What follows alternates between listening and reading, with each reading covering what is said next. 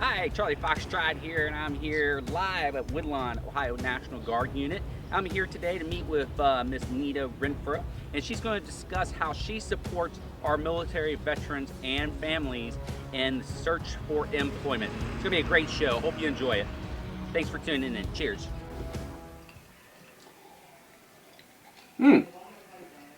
Hey, how you doing? My name's Charlie Foxtrot.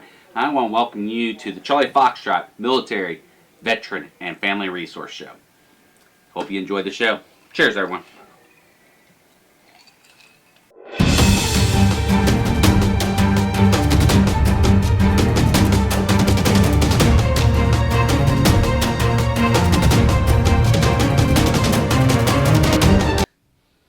All right, Miss Nita. It's good to see you again. I'm glad to be back in town. Always a pleasure. Thank you for this wonderful bottle here. Yes. Beauty. And what do you call it? Blanton's. Blanton. You knew exactly what that was. Oh, huh? yeah. You got a new job. Yeah, I have a great new job. Independent contractor, working with the National Guard. It's a dream job. Cool. So what are you doing on your job? Well, the goal is I have to come back into town. I just moved back in first. And we're glad to have you back. Thank you very much.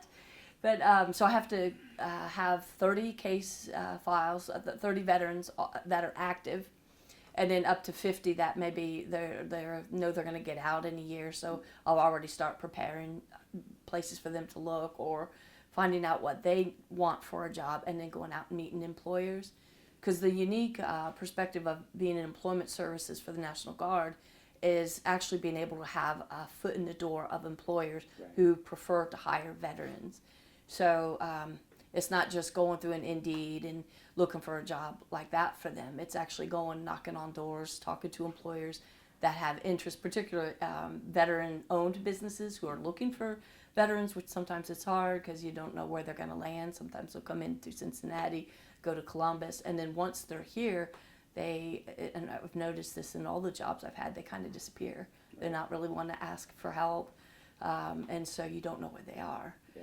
And so being a part of the National Guard and the Armory, I meet with them when they come in through here, either through their drill or they'll come in to check in, and that's how I get in contact with them. Awesome. But do you help with the family members as well? We like help spouses? with, yes, spouses and children. Okay. So we can do resumes and job search. Part of the reason why they've expanded that is the job market is so good right now that we can't find enough veterans who need help or want help with connections with jobs. So that we opened it up to the spouses. It's always been open to spouses, but now it's extended to the children who are 18, 19 who want to go get a job, and then maybe they've never done a resume, so we'll do the resume and practice mock interviews and set up site visits for them to see what they possibly might want to do. And what I found with the employers, particularly in Cincinnati, is that they're very open to have a veteran come in and talk to them before they would interview, just to find out about the company. Allegiant Logistics is one of them. And they're very big on wanting to hire veterans.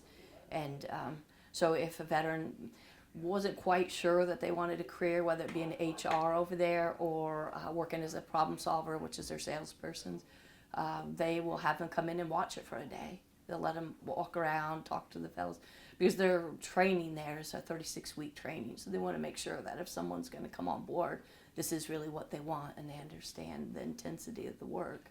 First, let's clarify. So you work for the National Guard, but you're also open to support veterans?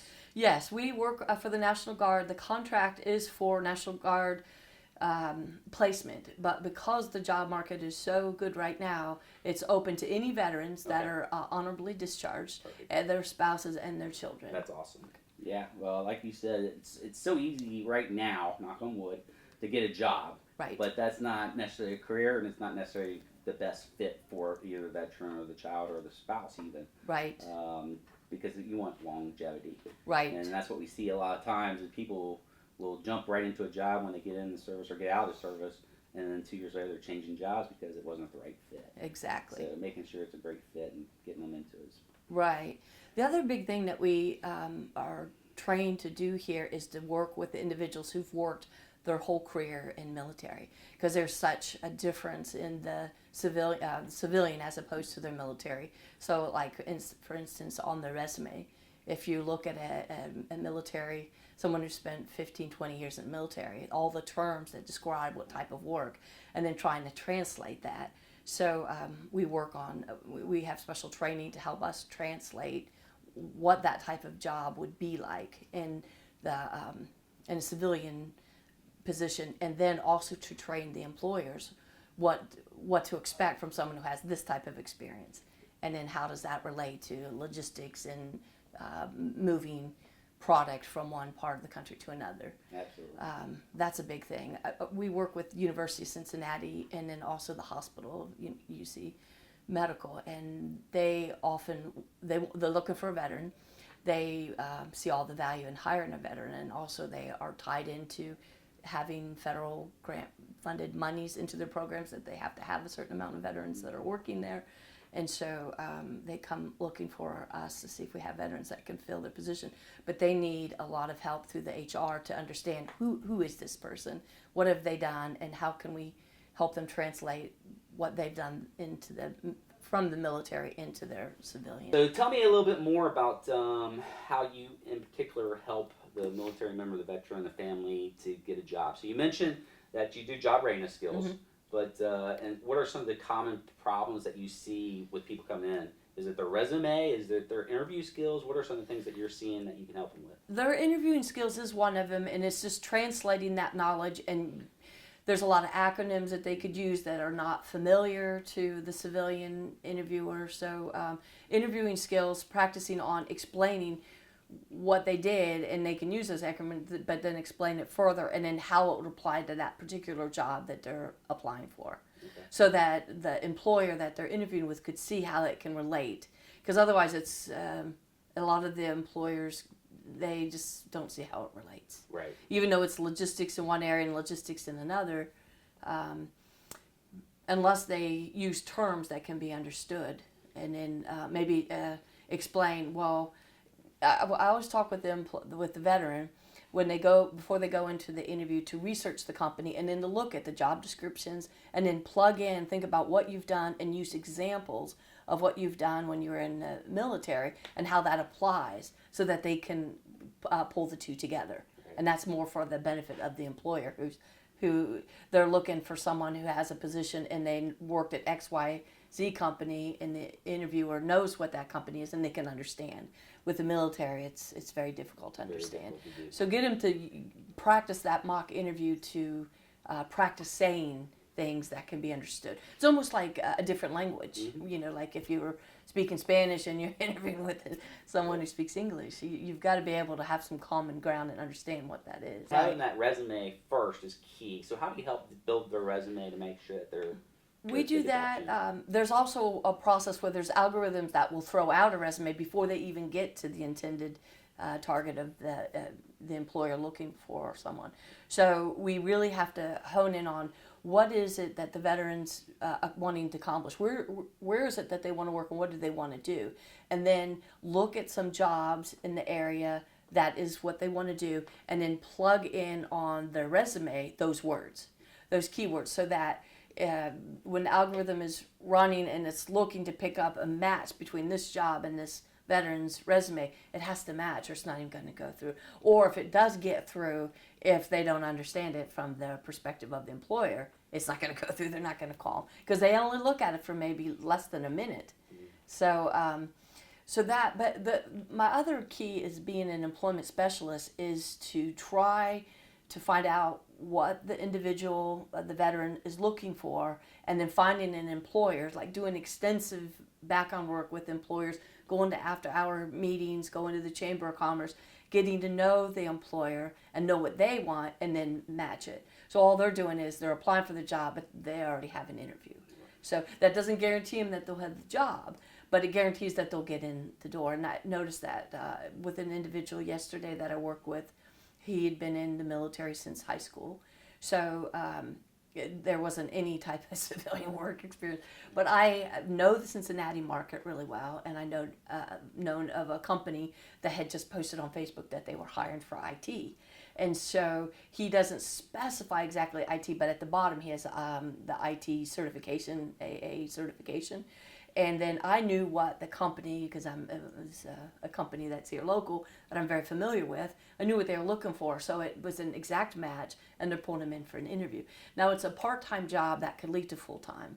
So my big concern with this individual, the veteran, is that he was making $72,000 in the military, and this position is a $30 an hour. So it's getting to see, can you accept that? For one, it would be very hard for him to find anything that's going to make the same. And that, I've worked with vets for over 10 years, and that's probably the hardest thing, is getting them to understand that the salary, because they tend to place salary with worth. So trying to get them to understand that, they may have to start lower, and then once they get in and show what they can do, they could go higher, which is very possible. Within a year they could make a lot more money, But with this gentleman, that was the thing. So connecting him with the employer went great. I knew the employer. I knew from talking to him for several hours what he was looking for, and made the match, and they have an interview. So now it's to see, how can he work his budget, because he's going now from no job. He's not in the military anymore, so he doesn't have any income, and it's an offered job. So why not see what you can do?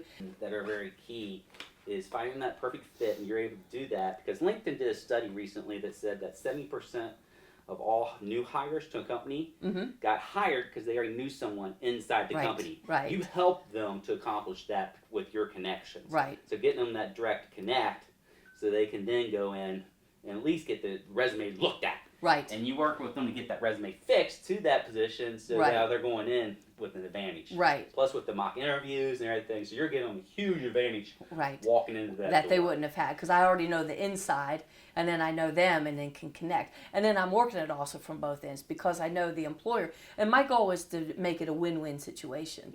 If this particular company needs an IT, I know very well what that IT person did, and after talking with the veteran for several hours, I had a good understanding of what he could do and how he would fit in with the group of people at the smaller company, and he would have made a perfect fit. Like, it's up to the interviewer then, once they meet him, if they find him to be a perfect fit.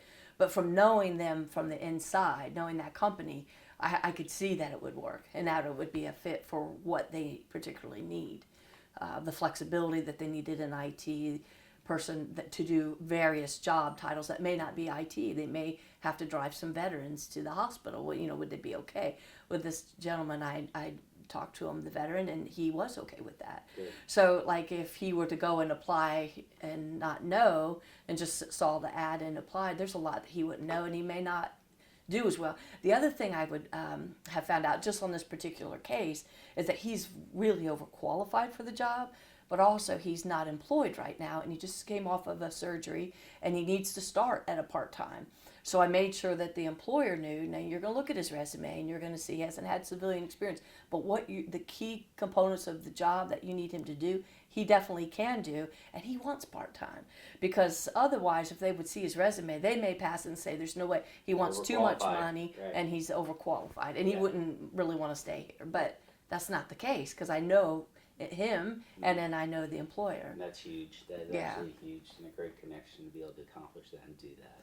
So that's the biggest key that I see working as a contractor for the National Guard, is being able to be a direct placement person, almost like a headhunter, except there's not a fee, because I'm already paid from the government's paying me on this contract, and so there's no fee for the employer and there's no fee for the veteran. So it's really nice, because otherwise headhunters can cost companies a lot of money. Right. So I'm more able to get into companies because they realize they're not getting charged, and then they will tell me what they're looking for, and I try to make the best match.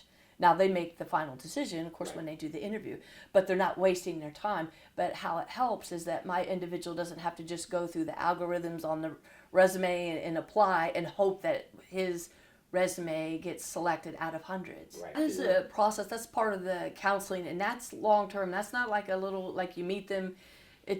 What happens is, and I've done this when I worked at several other organizations as an employment specialist with veterans, is that you have to develop a rapport, and then it's through the process of counseling in vocation of transition from military to civilian that there's a lot of these different scenarios, and that your worth isn't tied just particularly to the money, like I had an individual who was a captain who he didn't really need to work, but he had a lot of skills and he wanted to work. So when he would get offered a job, it was such, I mean, like a $30,000 nonprofit. Mm-hmm. And so it took several meetings with him and then emails through the evenings to talk to him about how he was processing that, because he didn't need the money, and not to look at it as a job based on worth of money coming to you, because you don't need it. It's more, what wonderful skills and abilities and experience can you bring to that nonprofit organization doing something that you really love. And so it was a matter, I mean, it was weeks of communications about that, because his big thing was, but it's only $30,000. But it didn't matter, being the fact that he didn't even need it. He could do a volunteer, but he wanted to be paid. He's gonna travel to and from his home to the work, and he had money, but of course you want to get paid. Yeah. But not for him to look at it about the money. Thing. It wasn't a self-worth thing. Right. That he's giving back to the community. He's giving back of the wonderful skills that he's learned. He'd spent 25 years in the military, and so he was working to a nonprofit. So it was a process of having that conversation from the first meeting and then throughout with him finding that particular job, because he truly was overqualified. Any job, they were intimidated by him. He would go to logistics companies, and the owners would say, "Well, you could replace me." He had so much knowledge, and so we had to so-called dumb down the resume and take off some of the stuff that he didn't really need to highlight, so that it wouldn't throw him out, and then to come up with a clear directive when he's speaking with the employer that he really wants to give back, and it's not about the money, it's about being a part of a team and training, and this gentleman went to go work for a company where he was helping feed the people in poverty, and so, but he was doing a management of it, of the bringing products in the food and then delivering it. So he could do that, but he really wanted to give back and do this nonprofit. And then I'm a non-veteran, but I think in some cases that's helped, because I work with veterans that come from all types of backgrounds and different ranks. And I've noticed when I worked in veteran organizations where I was the only non-vet, I tend to have a smoother transition working with an individual, the veteran, because I didn't know really what the rank was, and I didn't care. It wasn't.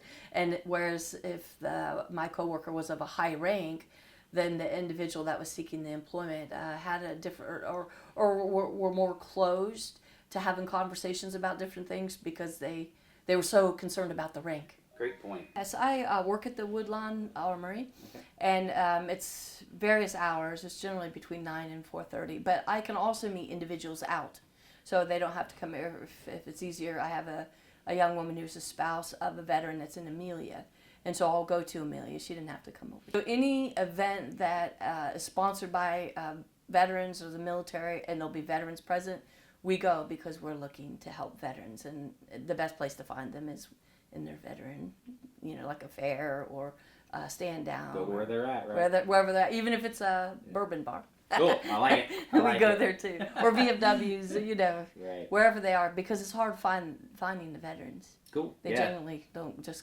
show up like to your door,